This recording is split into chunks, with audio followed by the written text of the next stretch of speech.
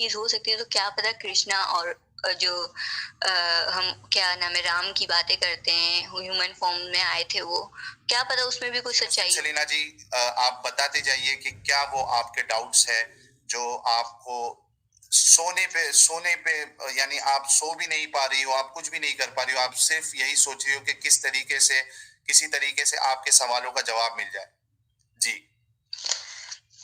अच्छा, देखो साहिल, पहले तो ये बात है कि जब इंसान के अंदर डाउट्स आते हैं, अब मैंने जिस तरीके से आप लोगों की स्ट्रीम में वीडियोस देखी हैं, आप सिर्फ आप लोग की नहीं, हारिस सुल्तान की देख लें आप, और भी बहुत सारे लोग हैं जिनकी वीडियोस में क्वेश्चंस किए जाते हैं। क्रिश्चियन प्रिंस को मैंने सुना, और ऐसे लोगों को सुन के फिर मेरे पास कुरान के से रिलेटेड डाउट्स आने लगे। फिर मैंने क्या नाम है इसका, मतलब क्रिश्चियनिटी को देखा, उसमें थोड़ा-सा डिफरेंस था, हिंदुइज़्म में थोड़ा डिफरेंस था। मेरा जो मेन पॉइंट आता था वो था, सबसे पहला मेरा मेन क्वेश्चन जो आता था वो सिर्फ़ ये था कि हम खुदा से, चाहे वो अल्लाह हो या कोई भी, हम खुदा से डरें क्यों? हम उससे प्यार क्यों नहीं करें? एज़ यू नो कि हमने जब भी कुरान पढ़ा है, जब भी कुरान में देखा है, उसमें ये लिखा होता है fear Allah and do good deeds, fear Allah and offer prayers, fear Allah and kill the infidels. इस डर की वजह से मैं सीरियसली कहूँ तो, मैं इस डर की वजह से ना मैं रात को सो सकती हूँ, ना मैं नमाज़ें छोड़ सकती हूँ, ना मैं कुछ भी नहीं कर सकती। एवरीथिंग आई मतलब ऐसा लगता है लाइक बाउंड हो गई हूँ मैं एक चीज़ में। तो मुझे इस चीज़ का डर है, मतलब जहन्नुम का डर हो गया। और इस तरह के मेरे डर बचपन से ही, जैसे मैंने आपको बताया था, कि मुसलमान फैमिली में जब कोई बच्चा होता है, पैदा होता है कोई भी, तो शुरू से उसके जो है दिल में, दिमाग में एक बात डाल दी जाती है कि इस तरह मत करो, ये हो जाएगा, इस तरह मत करो, अल्लाह गुनाह देगा, इस तरह मत करो, जहन्नुम में जाए चले जाओगे, या इस तरह की बातें। तो वो खौफ हर किसी के माइंड से, जो बहुत ज़्यादा सेंसिटिव लोग होते हैं खासतौर पर, उनके तो माइंड और दिल से निकलता नहीं है। तो जी। इसी तरीके से मेरे भी जो दिल में और दिमाग में एक बात बैठी हुई है, एक जो इफ वर्ड है, इफ, अगर, इस इफ पर है ना मेरा जो ईमान अटका हुआ है, सच बताऊं तो, कि जी। अगर तो। यानी हम्म। यानी ये जितने अक्सर जो मुस्लिम करते हैं, नमाजें पढ़ते हैं या रोजे रखते हैं, वो मोहब्बत के बदले अक्सरियत का यही हाल है कि वो डर की वजह से पढ़ते हैं कि अगर हमने ये नहीं किया तो हमें उसका अजाब मिलेगा, कब्र में भी और फिर कयामत में, और यानी फैसला देखो, होगा और उसके बाद रोजों का मैं, मुझे नहीं पता। देखो, रोजों का मैं कुछ कह नहीं सकती, हो सकता है रोजे लोग दिल से भी रखते हैं, खुशी से भी, कि ईद आएगी रोजे रखेंगे, ईद आएगी, तो उस पे भी रख लेते हैं ये लोग रोजे तो। और लेकिन ये जो हम नमाज पढ़ते हैं, खास तौर पे नमाज का जो हुक्म है, तो इस पे मेरा बड़ा अजीब सा क्वेश्चन है कि जी। एक तो ये नमाजें जो है वो तोहफे में दी हुई है हमें, ठीक है। जी। अब वो फिर कहा जाता है कि अल्लाह हमसे 70 माओं से ज्यादा प्यार करता है। मैं कहती हूँ कि मेरी अगर मम्मा अगर मुझे कोई गिफ्ट देती हैं, चाहे वो बहुत ज्यादा एक्सपेंसिव गिफ्ट हो, लेकिन मैं उसको हम्म। यूज ना करूँ, ऐसे ही रखे रहूं, तो मेरी मम्मा मुझे इतना बड़ा अजाब तो नहीं देंगी, या तो मुझे आग में जला देंगी, या फिर घर से बाहर निकाल देंगी, ऐसा तो कुछ नहीं करेंगी। आई नो ये होगा नेक्स्ट टाइम, वो मुझे थोड़ा चीप गिफ्ट दे देंगी, थोड़ी सी नाराज हो जी। जाएंगी, या इस तरह कुछ होगा। ऐसे तो इतनी बड़ी सजा नहीं आपने खुद इम्पोज की, वो भी क्या इम्पोज किया हुआ गिफ्ट। तो ये मेरे हम्म। उस पे वो हो जाता है कि आपने, अल्लाह ने दिया है ना, गिफ्ट दिया है, हम उसको यूज करें ना करें, अल्लाह को एक तो इबादत की जरूरत भी नहीं है, ऊपर से इस तरीके की 5 टाइम की नमाज पढ़नी है, खड़े होके पढ़नी है, और बीमारी की हालत में भी इशारों में नमाज पढ़नी है, छोड़नी नहीं है ये किसी भी कैसा हाल में गिफ्ट है? नमाज। तो सॉरी, क्या कहा आपने? ये मैं कह रहा हूँ, ये कैसा गिफ्ट इम्पोज किया गया है जिसे लोग कबूल ही नहीं करना चाहते। एग्जैक्टली। मुसलमानों की अक्सरियत जो है वो नमाज नहीं पढ़ती है। हाँ, बिल्कुल। तो अच्छा, जो लोग नमाज नहीं पढ़ते फिर वो अपने आप को कहते भी हाँ, हम तो बहुत गुनहगार हैं, हमारा मसला ये वो, इस तरह की बातें भी करते हैं। लेकिन मेरा जो पॉइंट था वो बस ये था कि क्यों ऐसा है कि अगर मैं एक टाइम की नमाज छोड़ दूं, तो वो तो अल्लाह का गिफ्ट था ना, मैंने उसको किस तरह रखा, उस पर अजाब क्यों दिया गया मुझे? ये चीज हाँ। मेरे ना आज तक मेरे समझ में नहीं आई। और मैंने मतलब जो जहाँ मैं मदरसे जाती थी ना, पढ़ने के लिए। उधर की मैंने फीमेल स्कॉलर से ही पूछा तो उनके पास भी जवाब नहीं था, वो आगे से हंस रही थी, लाइक नादान, वो मासूमाना क्वेश्चन कर लिया मैंने उनसे कोई कि ये तो बेतुका कहीं ना क्वेश्चन है, कहीं इसका क्या जवाब दें। सेलिना जी, कहीं ना कहीं हो सकता है कि वो जो फीमेल स्कॉलर थी, कहीं ना कहीं वो भी सोच रही होगी कि यार मैं जिस चीज का सवाल नहीं कर सकी, ये मुझसे ही आके सवाल कर रही है कि ये कैसा गिफ्ट है। ये हो सकता है, कुछ भी पॉसिबल है। जी। तो ठीक है। मैंने खैर मुझे जवाब नहीं दिया, उन्होंने जवाब नहीं दिया। उन्होंने बोला कि है ना ऐसे नहीं, अगर आपको अल्लाह ने जिंदगी दी है तो आपको तो नमाज पढ़नी है। अगर अल्लाह वो मतलब एक क्वेश्चन ये लोग करते हैं ना कि अगर आप एग्जाम्पल्स मुझे पता है क्या देते हैं कि अगर एक जी। मालिक मकान का उसका घर है तो वो उसको तोड़ रहा है, तो आप कौन होते हो उसको पूछने वाले कि वो क्यों तोड़ रहा है। ये लोग मुझे एग्जाम्पल्स ये वाली देते हैं। तो मकान मैंने मालिक पूछा कौन कि है है? ना, अगर मालिक मकान ने अपने घर में। जी। मकान मालिक कौन है इधर? अल्लाह मकान मालिक है। हाँ, अल्लाह मकान मालिक है। ठीक और है। घर किसका तोड़ रहा है वो? अपने बंदों का। अपना ही। अपना तोड़ा मतलब अपनी खुद की दुनिया, मतलब अल्लाह ने बनाई, फिर अल्लाह जो हाँ हाँ। मर्जी उसमें करे, हम कौन होते हैं बोलने वाले। ये एक उनका वो पॉइंट ऑफ व्यू था, पॉइंट था उनका एक। क्या क्या मिसाल दी है आप लोगों, सोचिए आप। मिसाल दी जा रही है जिसमें जो मालिक है वो अल्लाह है और वो अपना ही घर तोड़ रहा है। यानी अल्लाह जो है घर तोड़े या कुछ भी करे, इससे आपको फर्क नहीं पड़ना चाहिए, बल्कि आपको जो बताया गया है चुपचाप आपको उसको मानना है और उसको करना है। जी सेलिना जी, उसके बाद क्या हुआ फिर? तो मैंने उनसे मैंने उनको उनकी ही मिसाल में एक क्वेश्चन कर लिया कि अगर अल्लाह जो है, अल्लाह सॉरी अल्लाह कह रही हूँ मैंने, अगर बोला मालिक मकान अपने घर में रेंट के जो वो होते हैं, लोग होते हैं, वो रखता है, रेंट पे घर देता है, तो वो घर में आके उनको ये तो नहीं कहेगा ना कि तुमने बस 5 टाइम की नमाज पढ़नी है, तुमने जो है इस चीज को इधर से नहीं लाना है, इस चीज को। वो तो उसको उनका रेंट दे रहे हैं ना, वो लोग तो रहेंगे अपने घर में। तो वो मैंने बोला कि उस पे तो हुक्म नहीं चला सकते ना कि लोग क्या कर रहे हैं घर में रह के, वो कुछ भी करें, वो तो रेंट पे कर रहे हैं। तो उस पे बोला गया कि नहीं, अल्लाह मतलब एक तो अल्लाह ने खुद पैदा किया, अल्लाह सब कुछ खुद करा, अल्लाह ने गुमराह भी अल्लाह खुद करते हैं, कुरान में लिखा हुआ है साफ, ठीक है। और बिल्कुल। क्या नाम है इसका, अच्छा 3 जगहों पे अलग अलग चीजें लिखी हुई हैं। कहीं पे लिखा हुआ है शैतान गुमराह करता है, कहीं पे लिखा हुआ है अल्लाह खुद गुमराह करता है, कहीं पे लिखा हुआ है कि इंसान खुद अपनी वजह से गुमराह हो जाता है, अपनी वजह से मिसगाइड हो जाता है। तो बहुत ये तो कंफ्यूजन है। एक, हाँ, ये एक कन्फ्यूजन ये थी मेरी कि अब मुझे ये नहीं समझ आया कि अगर मैं नमाज ना पढ़ूँ या फिर मैं इस तरह के सवाल उठा रही हूँ तो मुझे गुमराह कौन कर रहा है, शैतान कर रहा है, या मैं खुद अपनी वजह से गुमराह हो रही हूँ, या अल्लाह की मर्जी से ये सवाल कर रही हूँ। जी। तो ये इस तरह के सवाल अच्छा। भी वैलिड पॉइंट है, और ये ऐसा सवाल है जो मैं नहीं समझता हूं कि कोई भी आलिम या कितना भी बड़ा आलिम हो, मुफ्ती हो, वो इस गुत्थी को सुलझा सके कि हिदायत देता कौन है, गुमराह करता कौन है। क्योंकि अगर आप देखो, जैसे कि आपने बताया कि अल्लाह भी गुमराह करता है, शैतान भी गुमराह करता है, इंसान खुद भी गुमराह होता है। तो ये उसकी जो यानी कहते हैं ना कि इसका जिम्मेदार रिस्पॉन्सिबिलिटी कौन लेगा? वो रिस्पॉन्सिबिलिटी किस पे आती है? अगर अल्लाह पे आती है, क्योंकि फाइनली अल्लाह गुमराह कर रहे हैं, तो फिर सजा भी अल्लाह को मिलनी चाहिए, ना कि बंदों को।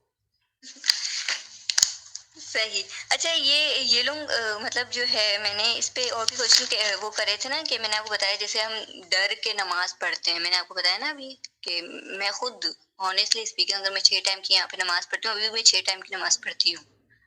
बाकी तो लोग तो 5 टाइम की पढ़ते हैं, आप छह। छठी नमाज कौन सी है आपकी? तहज्जुद की। अच्छा। ठीक है। जी। तो ये नमाज़ें अगर मैं पढ़ती हूँ ना तो लिटरली मेरे दिल में खौफ होता है, हम्म। डर होता है कि हम्म। अगर तो मैं नमाज तो पढ़ रही हूँ, लेकिन यार कॉमन सेंस वाली बात है, एक बंदा डर के नमाज पढ़े, एक बंदा डर के अल्लाह के सामने खड़ा हो रहा है, क्या फायदा ऐसी नमाज का, बिल्कुल। ऐसी इबादत का क्या फायदा।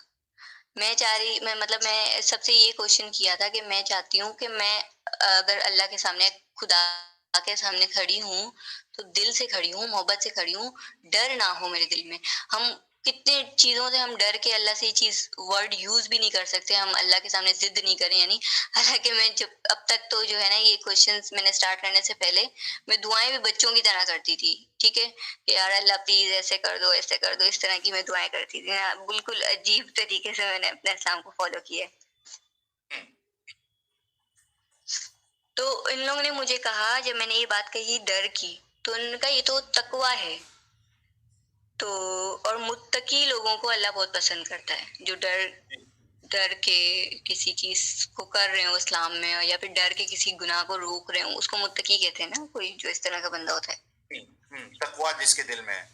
हाँ, तो फिर मैंने कहा कि आप मेरी पूरी बात आप बात तो ले रही हैं, ठीक है, मैं मानती हूँ तकवा है, लेकिन आप मेरी दूसरी बात का जवाब नहीं दे रही हैं, जब मैं कह रही हूँ कि मुझे इस तरह नमाज़ नहीं पढ़ने का दिल करता मेरे को, लेकिन मेरी मजबूरी है, मुझे पढ़नी पड़ती है, इस डर से कि मैं कहीं मुझे जहन्नुम में ना डाल दे, तो इसका क्या हल है?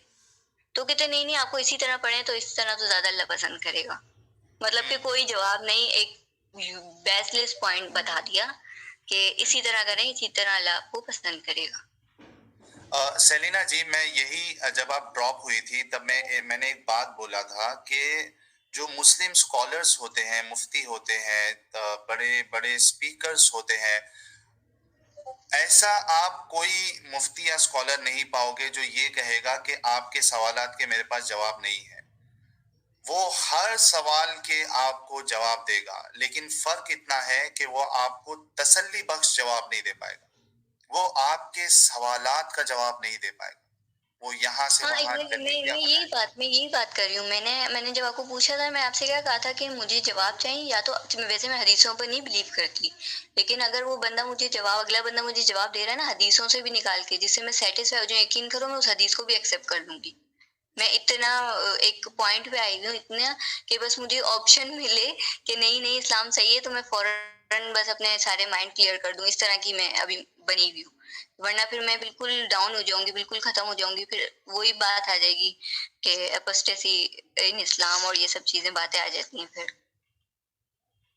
बिल्कुल, फिर मेरे बिल्कुल। जो तो जो मेरे फिर क्वेश्चंस जो निकले थे वो बेसिक क्वेश्चन लाइक खुदा तो कुछ भी कर सकता है ना, अल्लाह कैन डू एनीथिंग एवरीथिंग, तो वो तो किसी ह्यूमन की भी फॉर्म ले सकता है। हुँ, तो ये बात मैंने ये बात अपने घर में ही पूछी थी। तो मतलब वो बिल्कुल एक अजीब सा सवाल था ना कि अल्लाह तो किसी इंसान की भी शक्ल ले सकता है ना, तो अगर कर सकता है या नहीं कर सकता, तो मैंने इनसे पूछा था हाँ या ना का जवाब दो, कर सकता है या नहीं कर सकता। तो उन्होंने बोला हाँ कर सकता है, लेकिन अल्लाह ने किया नहीं, ये वर्ड हुँ, जवाब दिया मुझे। तो मैंने बोला हुँ, ये आप कैसे कह सकते हो? हुँ, इस पॉइंट पे आई थी तो उन्होंने बोलते ये बिल्कुल सारे मजहब को एक मिलाने की कोशिश कर रही हो, इस तरह की बातें कर रही है। तो वो फिर जी। घर में इस तरह की बातें करती हूँ तो फिर लड़ाइयाँ भी शुरू हो जाती हैं। इसलिए मैं ज़्यादा तो नहीं घर में बोलती इतना। फिर अच्छा, मेरी जो और एक आयतों चीज़ से क्या रिलेटेड, हाँ, जी? सॉरी आपको मैं रोक रहा हूँ। लास्ट टाइम में मैंने एक जी, जी। वीडियो चलाया था एक आलिम साहब का, और हमने ये बात सुनी भी है कि देखिए कुशाल गहलोत जी का भी वही सवाल है। 40 रुपीज का इन्होंने कंट्रीब्यूशन किया, बहुत बहुत शुक्रिया। क्या प्यारे नबी का यूरिन और थूक में बरकत है? हमने जो लास्ट स्ट्रीम की थी उसमें जो मैंने वीडियो चलाया था, बिल्कुल मौलाना ने कहा कि जो मोहम्मद साहब का जो पेशाब पाक है, हुँ, पेशाब मुबारक जो है, उसमें भी बरकत है। बल्कि उन्होंने एक हदीस बताई जिसमें कोई उनकी शायद लौंडी थी या कोई वहां उस घर में थी, और ये ठंडी का मौसम होने की वजह से ये एक क्या कहते हैं उसको, बाउल में पेशाब करके वहीं रख देते हैं और वो उसको पता नहीं चलता है और वो पी लेती है। और उसके हुँ, बाद उठने के बाद मोहम्मद साहब पूछते हैं कि किसने किया, वो कहती है मैंने। तो कहते हैं कि आपको फर्क नहीं पता चला? तो उन्होंने कहा नहीं, फर्क पता चला। तो कहते हैं कि याद रखो कि इसके बाद अब जिंदगी में आपको कभी पेट में दर्द नहीं होगा या बीमारी नहीं होगी। वो एग्जैक्टली वीडियो मैंने चलाया था। आप सोचिए कि इस तरीके से एक इंसान का जहन जो है, उसकी उसकी जो सोच है, उसकी जो लॉजिक है, वो बिल्कुल मार देता है इस्लाम। आप सोचिए, आपने सुना था ये बात कि मोहम्मद साहब का थूक, उनकी जो वजू करके जो पानी वो थूकते थे, वो उनका पेशाब मुबारक, ये सब मुबारक है, पाक है, आपने सुना था? नहीं, वो स्ट्रीम मैंने देखी नहीं, लेकिन ये जो आप बता रहे हो ये जो भी है, तो क्या नाम है इसका, ये हदीस सही हदीस में है सब कुछ? अब इसका तो हमने थूक का जो है वो तो गालिबन सही हदीस में आता है, लेकिन उन्होंने पेशाब वाली जो हदीस बताई मैंने नहीं देखी है। लेकिन उन्होंने बच्चों हुँ, को, वो मदरसों के जो बच्चे होते हैं, बच्चे यानी जो बड़े बच्चे, उनके सामने वो हुँ, दर्स हुँ। दे के बता रहे हैं, हदीसों का जी, दर्स, जी। उसमें बता रहे हैं कि ये हदीसें हैं, ये सही हदीस है, और ये जो हदीसें हैं मैं आम मुसलमानों के पास बोलता भी नहीं हूँ, वरना वो हमें पागल समझेंगे। आप सोचिए, अच्छा, इस एक बात तरीके बताऊँ, की अभी मैं गलत एक सोच पहुंच हदीस जाती है। देख रही थी, एक क्या नाम है इसका, एक वीडियो देख रही थी, उसमें जो है मन सब्बा नबिय्यन फक़्तुलूहु वाली हदीस जो है, वो काफ़ी वायरल करी हुई थी। वो उसी तरह जिस तरह आप बता रहे हो ना कि बड़े बच्चों को और छोटे बच्चों को, मतलब वो हदीस बता रहे थे, जिस तरह इस हम्म, हदीस की आपने बात करी, तो उसी तरह वो कह रहे थे, बता मतलब एक माइंड बना रहे थे स्टूडेंट्स का, कि मन जी। सब्बा नबिय्यन फक़्तुलूहु, जो भी नबी की गुस्ताखी करे उसको कत्ल कर दो, नबी गुस्ताख नबी का कत्ल है। तो ये इस पे है ना, इंजीनियर मोहम्मद अली मिर्जा ने एक एक्सप्लेनेशन दी थी, बयान दिया था, और बोला था हम्म, कि ऐसी कोई हदीस है ही नहीं, अगर है भी तो ये कहाँ सही मुस्लिम और सही बुखारी की ऑथेंटिक हदीस है इस तरह की। तो मतलब ये जो है ना हदीसें, हो सकता है क्या पता वो हदीस सही भी हो और क्या पता नहीं भी हो, लेकिन ये इस पॉइंट पे जो आप बात कर रहे हो सकता है ये उस टाइम ये हुआ हो। एक तो आपको पता है कि अरब का जो उस टाइम जो इस्लाम थे, उस टाइम था ही दौरे जहालिया था। ठीक है, हम्म। फौरन इस्लाम आने से जहालियत खत्म तो नहीं हुई होगी ना, फौरन तो नहीं खत्म हुई होगी, एज यू नो। तो जी। हो सकता है उस टाइम ऐसा कुछ हुआ भी हो। हाँ, और हो फिर सकता वही है। बात आ जाती है हुज़ुर पे, जब बात आती है कि हुज़ुर ने खुद ही ये चीज कही है, करवाई है लोगों से, तो ये तो एक पॉइंट बनता है, क्वेश्चन बनता है, हाउ इज दिस पॉसिबल? जी, बिल्कुल, बिल्कुल। तो आपका ये, मैंने सॉरी आपको बीच में रोका, उसके बाद फिर आपके अगले और सवालात क्या है? अगर कोई मुफ्ती साहब तक ये बात, ये वीडियो पहुंचेगी, तो जितने सवालात हैं वो नोट डाउन करके उसके बाद वो एक-एक आपके जवाबात रेडी करेंगे। हुँ। जी। अच्छा, ये जैसे अरबिक की जो है ना, मैंने बताया ना, मैं जब मदरसे जाती थी और जब मैं सवाल करती थी, तो उसमें मेरे सवाल ये भी थे कि है ना, कुरान में कैसे चेंजेस, 1400 साल पुराना एक कुरान है। तो जिस तरह आप लोग कहते हो कि हुज़ुर से 500 साल पहले हज़रत ईसा आए थे ना, तो हुँ, 600 साल पुरानी कहते हैं बाइबल किस तरह ऑथेंटिक हो सकती है? जब 600 साल पुरानी बाइबल ऑथेंटिक नहीं हो सकती, तो 1400 साल पुराना किस तरह, कुरान भी किस तरह ऑथेंटिक होगा? तो ये बात मैं पूछती बिल्कुल। थी कि कुरान में जो है चेंजेस क्यों नहीं आ सकती? क्या पता किसने किया हो वो चेंजेस या कुछ भी? तो बोला कि है ना, मतलब कुरान की ज़िम्मेदारी अल्लाह ने ली है, ये सारी बातें मैं पूछती थी। तो उन्होंने कहा कि है ना, कुरान की चेंजेस से मतलब ये है कि अरबिक में चेंजेस नहीं आ सकती। जबकि मैंने खुद जो है ये रिसर्च करके मैंने जो पूरी एक लिस्ट निकाली थी उसकी, आयतों के बकायदा वर्स टू वर्स मैंने देखा था। कहीं पे अब्दुल्ला लिखा है, कहीं पे इंदुल है, वो वर्जन्स जो नहीं है कुरान के, हाउस वर्जन हुँ, में अलग लिखा है, वर्स वर्जन में अलग लिखा हुआ है चीजें। हुँ, तो तब भी अगर आप कह रहे हो कि अरबिक में चेंजेस नहीं हो सकती, तो ये तो फिर सामने आ गई ना सारी बातें। तो अब इस चीज का जवाब भी कोई क्यों नहीं दे रहा? इस चीज पे कोई कोई इतनी आप लोग वीडियोस बनाते हो, मैं स्कॉलर्स से वो कर रही हूँ कि आप लोग इतनी वीडियोस बनाते हो, हर दूसरे दिन कोई ना कोई बयान आ रहा होता है टीवी पे आप लोगों का, तो इन हुँ, चीजों पे क्यों बात नहीं करते? जबकि यही तो मेन चीजें हैं जो इस्लाम से लोगों को दूर करती है। हुँ, और आप लोग चाहते हो कि इस्लाम में लोग आए भी, लेकिन इस तरह के सवाल भी ना करें, बस जो ईमान है। मुझे भी कहा गया ईमान पे यकीन करो, मुझे कहा कि अल्लाह को मानो, मैंने माना। मुझे कहा नबी को मानो, प्रीवियस प्रॉफिट्स को मानो, कुरान पर ईमान लाओ। सब पे सब कुछ कहा, सब कुछ ईमान लाई, क्योंकि ईमान की बात होती तो फिर सवाल नहीं बनता। लेकिन हुँ, जब जानने की बात आती है, कुरान को पढ़ने की, समझने की बात आती है, तो कम से कम कुरान से रिलेटेड तो जवाब दे दो। अब उस पे सवाल करते तो भी मुर्तिद बना देते बंदे को। फिर क्या अच्छा, करें? मैं ये कहना चाहता हूँ, जितने हमारे मोमिन भाई सुन रहे हैं, मुस्लिम भाई सुन रहे हैं, कि कोई अगर सवालात करे तो आपको गुस्सा क्यों आता है उस बात पर? आप उनकी जान के दुश्मन क्यों बनना चाहते हो? आप उनके पीछे क्यों पड़ जाते हो? यहाँ पे खुद मोहम्मद अली भाई कई बार आए हैं और उन्होंने ओपन धमकियां दी है कि हम जो इस्लाम को छोड़ दे, मुर्तद हो जाए, उनको जो है अगर मौका मिले तो हम कत्ल कर दे। क्यों पीछे पड़ जाते हो? क्या प्रॉब्लम है आप लोगों को? अगर वाकई में अल्लाह को प्रॉब्लम है इस तरीके से सवाल करने पे, इस्लाम के छोड़ देने पे, तो अल्लाह खुद निपट लेगा ना। आप लोगों को क्यों करना है? आपके जरिए क्यों करवा रहा है अल्लाह? क्या आपको मैसेज आया था अल्लाह का? क्या वही उतरी थी आपके ऊपर? आप लोगों को अपने ऊपर ये जिम्मा लेने की क्या जरूरत है? अगर कोई इस तरीके से एतराज करता है तो ज्यादा से ज्यादा आप क्या कर सकते हो? अगर आपको लगता है कि इस्लाम सच्चा है, अगर कुछ मिस रिप्रेजेंटेशन हो रहा है, तो आप वीडियो बनाइए, जवाबात दीजिए। आप जो इस्लाम पे सवाल उठाता है, जो इस्लाम छोड़ देता है, आप उनकी जान के दुश्मन क्यों बन जाते हो?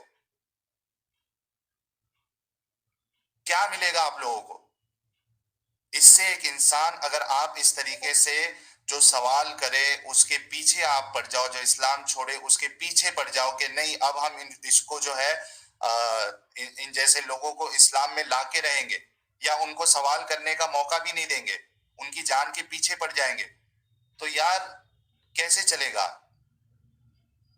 इन लोगों का साथ कहना और कुछ यूं है कि इन लोगों का कहना कुछ यूं है कि कुरान की वर्सेस पे कोई सवाल हो पैदा ही नहीं हो सकता। मतलब कि जो सवाल करे वो मूर्ति थे। जो दिन मौलवी साहब ने मुझे कही थी बात, तो ये पॉइंट ये है कि फिर अगर ये बात अगर जब कहते हैं ये लोग, तो इसका मतलब कि इस्लाम में क्या नॉलेज पर भी पाबंदी लगाई जाती है? बिल्कुल। नॉलेज यानी के लिए अगर बंदा कोई सवाल कर रहे हैं, हाँ। इनके मतलब का कोई सवाल करे जिसका इस पे जवाब है तो ठीक है, लेकिन ऐसा सवाल जो इनको लगता है जिसके कोई जवाब नहीं है, या एक बंदा इस्लाम में ना रह के सवाल करे, तो क्या प्रॉब्लम हो जाता है आप लोगों को? एग्जैक्टली। अल्लाह पे क्यों नहीं छोड़ देते? दुआ क्यों नहीं करते आपके इन जैसे लोगों को हिदायत दे अल्लाह, बजाय इसके कि आप जो है लोगों के जान के दुश्मन बन जाते हो, उनकी जिंदगियों के दुश्मन आप बन जाते हो। एक इंसान, आपको पता है कि एक इंसान इससे और इस्लाम से दूर चला जाता है। एग्नोस्टिक्स स्पिनोजा ने 29 रुपीज का सुपर स्टिकर भेजा है, बहुत बहुत शुक्रिया। जी सेलिना जी, आप कंटिन्यू करिए। अच्छा, फिर जो क्वेश्चन हैं जैसे जिजिया टैक्स के बारे में पता होगा आपको? जी बिल्कुल, तो हमने स्ट्रीम भी की है उसके ऊपर। अच्छा, तो ये जिजिया टैक्स अब देखो, अगर कोई पाकिस्तानी, अब ये पाकिस्तान है, तो यहाँ पे कितने नॉन मुस्लिम, आप अगर अंदरूने सिंध की साइड पे जाते हैं तो सब के सब गरीब, किसी के पास खाने को पैसे नहीं है, तो वो अपना जिजिया टैक्स किस तरह पे करेगा? वो जिजिया टैक्स नहीं पे करता। तो उनके साथ जो ये फोर्स कन्वर्जन चल रही है, मेरे पास कोई 22-23 केसेस अभी भी पेंडिंग पड़े हुए हैं जो मुझे स्टडी के लिए मिले हैं। वो इस बेस पे किया है उन्होंने कि उन्होंने जिजिया टैक्स पे, अच्छा जिजिया टैक्स पे किसको करना है? अगर कर भी रहे हैं तो गवर्नमेंट को करना है। वो गवर्नमेंट देखे ना कि क्या है क्या। इस पे भी कोई प्रॉपर एक्सप्लेनेशन नहीं दी हुई है जिजिया टैक्स पे भी। तो यहाँ पे ना जिजिया टैक्स ना पे करने पे वो फिर फोर्स कन्वर्जन होती है। यहाँ पे 13-13 साल की, 12-12 साल की बच्चियों को फिर लेके जाके उनसे निकाह कर लिया जाता है। ये चीजें होती हैं। तो ये आपको पता होगा, या फिर कत्ल हो जाओ, या फिर जिजिया टैक्स दो, या फिर इस्लाम कबूल कर लो। तीनों नहीं करते तो फिर शादी का फिर वो कर लेते हैं कि मुसलमान करवा देते, जबरदस्ती फोर्स कन्वर्जन करके इधर निकाह ये कर आप लेते हैं। पाकिस्तान की बात कर रहे हो? मुझे नहीं पता, शायद इंडिया में होता है कि नहीं ऐसा, लेकिन नहीं, पाकिस्तान में तो इंडिया ये चीज में, हो। इंडिया इस्लामिक कंट्री नहीं है ना, इंडिया में पॉसिबल ही नहीं है ऐसा होना एज हाँ ऑफ नाउ। हाँ, सही सही सही सही, जिजिया टैक्स सही है, पाकिस्तानी मुस्लिम कंट्रीज में होता है, सही है। जी, पाकिस्तान में तो एज होता ऑफ ही है। नाउ। हम्म, बिल्कुल। अच्छा, तो लेकिन आप देखिए ना कि आप अभी की बात छोड़ दीजिए ना, ये तो कुरान में खुद लिखा है, अल्लाह खुद कहता है, सूरह तौबा की आयत है कि जो अल्लाह और उसके रसूल को ना माने या आखिरी दिन पे ना माने, ये सिर्फ एक आयत में मैंने पूरी स्ट्रीम चलाई है जिसमें साफ साफ लिखा है कि इनके साथ लड़ाई करो, यहाँ तक कि ये जलील होकर अपने हाथ से जिजिया ना दे। हाँ, आप ये सोचो क्वेश्चन मेरे पास भी है। मैंने भी जैसे अब सूरह 9 वर्स 29 में, fight those people of book of people of book people से ऑफ जो बुक। फाइट करने की बात की हुई है। और पीपल ऑफ बुक जी कौन है? यहूदी है या फिर क्रिश्चियन है, यही दो हैं, और तो कोई भी नहीं जी पीपल ऑफ बुक। तो कैनमिस का सेम उस पे आप जो है एक बात रखते हो। एक इसी आयत है, मेरे ख्याल से वो आयत मुझे याद नहीं आ रही कौन सी है, जिसपे लिखा हुआ है कि मतलब प्यूपल ऑफ बुक के साथ जो है आप खा पी सकते हो, खाना पीना कर सकते हो, मना नहीं है उस चीज पे। लेकिन फिर आयत में ये लिखा हुआ है fight those people of the book. आपको खुद सोचने वाली बात है, आप लड़ना भी आपको है उनसे, लेकिन खाने खाने की परमिशन भी आपने उनके साथ दी हुई, कोई मसले वाली बात नहीं है इसमें। ये पॉइंट रखी उन्होंने, तो ये बहुत बिल्कुल समझ से बाहर है। और कॉन्ट्रडिक्शन तो बहुत है कुरान में, मैंने खुद करी देखी मैंने चीजें। एक आयत कि जो है कुछ लिखा होता है, फिर बहुत पोलाइटली आयत लिखी हुई होती है, बहुत अच्छी सी आयत लिखी होती है, लेकिन उसको पूरा अपोजिट दूसरी आयत में दिखा दी जाती है। इस तरह की आयतें। बिल्कुल बिल्कुल। आप तो खुद अगर देखिए ना, कुरान, इस पे मेरा सवाल ये था, अगर कुरान बहुत इजी है, अगर हर आम इंसान कुरान पढ़ सकता है, तो सबसे पहले तो मैं यूं कहूंगी कि कोई हिंदू कुरान को तो हाथ भी नहीं लगा सकता। क्यों?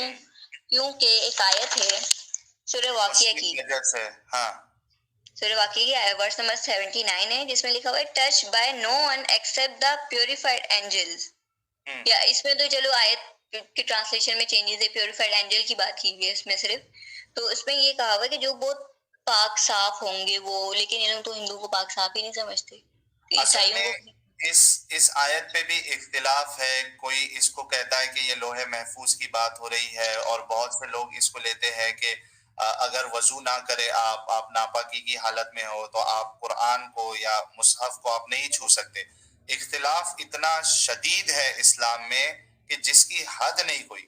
हर एक इंसान का अपना, हर एक मुसलमान का अलग अलग वर्जन आपको मिलेगा, और यही सब सवालात हाँ, ये जो वर्जन आपके। की जो आप बात कर रहे हो ना, ये वर्जन्स क्यों है इतने, हर हर किसी के अपने अपने वर्जन इसलिए हैं क्योंकि सेक्ट हैं बहुत सारे, नहीं बनते ना। अगर सेक्ट, जब उस ने दो बातें कही कि तुम सिर्फ फर्ज को पूरा करना, तो तुम सिर्फ फर्ज को पूरा करते, नहीं बनाते इतना सेक्ट। लेकिन हदीस तो पूरी करनी थी ना इनको, हदीस को तो कवर करना था, कि वरना फिर गलत साबित हो जाती हदीस, तो फिर लोग आवाज उठाते, लोग इस्लाम की तरफ आते नहीं। ये पॉइंट था इनका। तो सेक्ट तो देखिए, बनना लाजमी है, जब सेक्ट बने। मैं आपको इसका जवाब यूं देना चाहता हूं कि जो फिरके बने हैं उसकी बुनियादी वजह यह है कि कुरान जो है वो आसान नहीं है, एम्बिगुअस है, क्लैरिटी नहीं है इसमें, ना ही हदीसों में है। उसमें कई सारे जो हदीसों में आपको कई सारी हदीसें मिल जाएंगी, उसके बाद उसमें फिर उसका एक अलग साइंस है पूरा। तो ये अल्लाह अपने मैसेज को ठीक से ना पहुंचाया, जिसकी बुनियाद पे ये सारे फिरके बने। तो प्रॉब्लम जो है वो लोगों में नहीं है।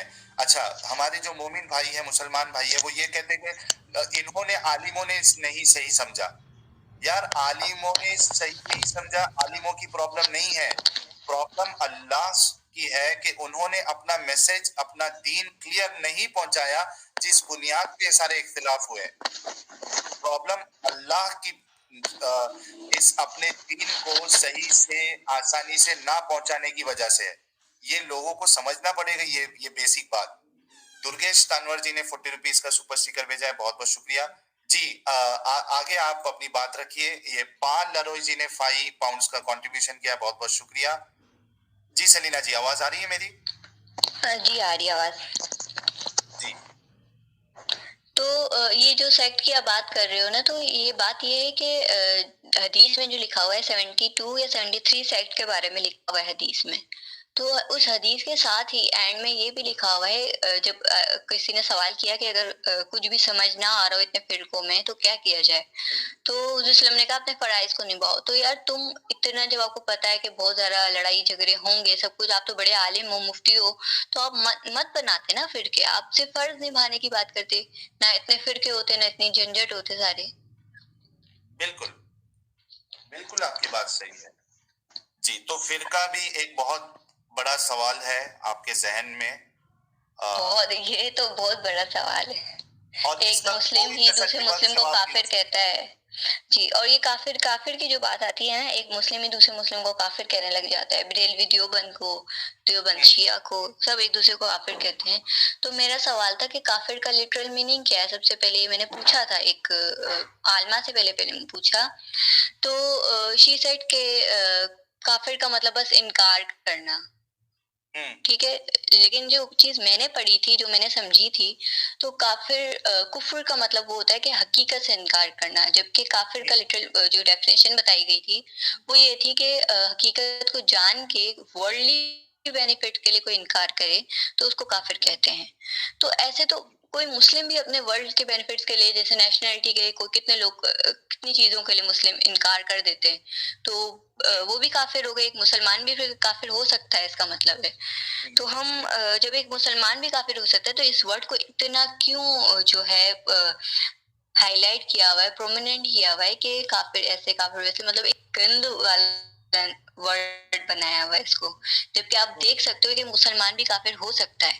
And you can see 5 time की कोई नमाज नहीं पढ़ता, और क्या नाम है इसका, अब मेरे जैसे लोग कितने सारे सवाल, उसको मुझे भी लोग काफिर कह सकते हैं, कहने को मुझे भी काफिर कह सकते हैं। वो फिर ये चीज नहीं देखेंगे कि नमाज भी पढ़ी, अल्लाह को भी मान रही है, नबी को भी मान रही है, लेकिन कुछ सवालों की वजह से मुझे काफिर कह देंगे।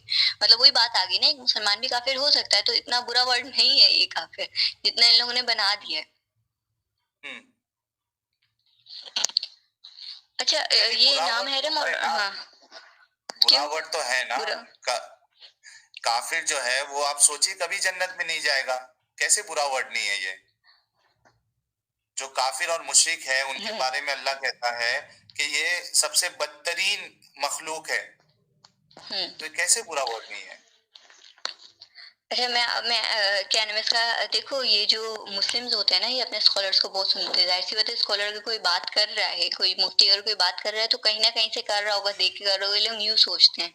तो एक जो है ईसाई का मतलब कपल थे, उनका केस देखा था मैंने, पढ़ा था, तो उसमें पता चला मुझे कि उन मतलब कुरान का इल्जाम लगा के उन दोनों को भट्टी में जला दिया था। ये पाकिस्तान का केस है।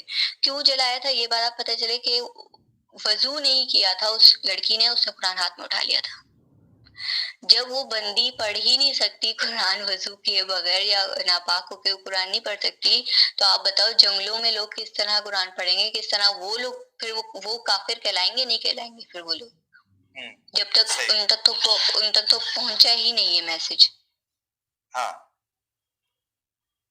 बिल्कुल। अच्छा, ये और नामहरम और जी कुछ कह रहे हैं? नहीं नहीं, आप बोलिए।